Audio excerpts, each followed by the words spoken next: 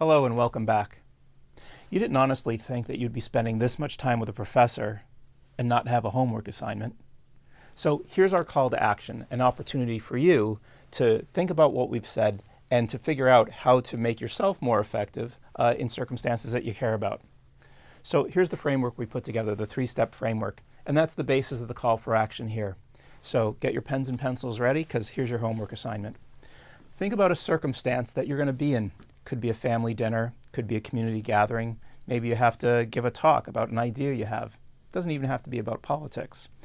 Here's the question. Think about the people who are going to be in the room with you and write down their names. If you like computers, you can put it in an Excel file, I don't care. For each person then, there's a couple of things I want you to write down below their name. And so the first one is, how can you be generous to them? And that requires thinking about, why are they in a room with you? What journey are they on and what do you want? So can you take a moment and try and figure out what they want? And the key is not a stereotype of them, it's actually what they want. Can you read things they've written to you? Can you see things they may have done in public? The more that you know about the people that you're going to be with, the easier it is to be generous with them. Second, do you have an idea about how to validate them? Now, I'm not talking about being fake. I'm talking about being sincere, but laying the groundwork for recognizing things that they do, things that they believe in a way that they can recognize that you've taken the time to think about their point of view and their perspective, right?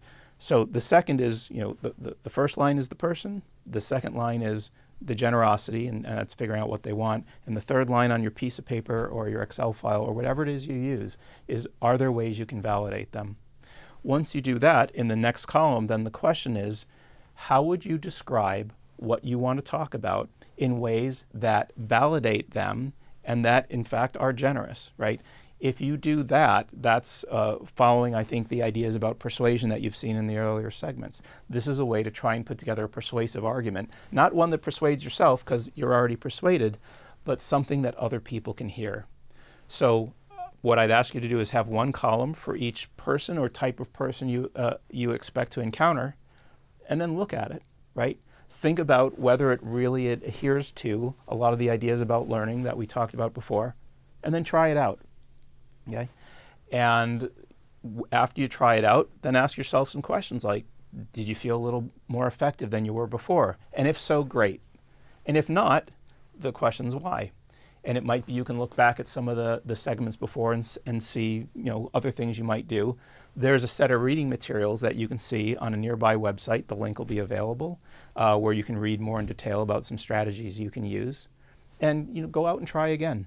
I mean, every day is a new opportunity to do this. And all of us can get better at thinking about how to communicate effectively.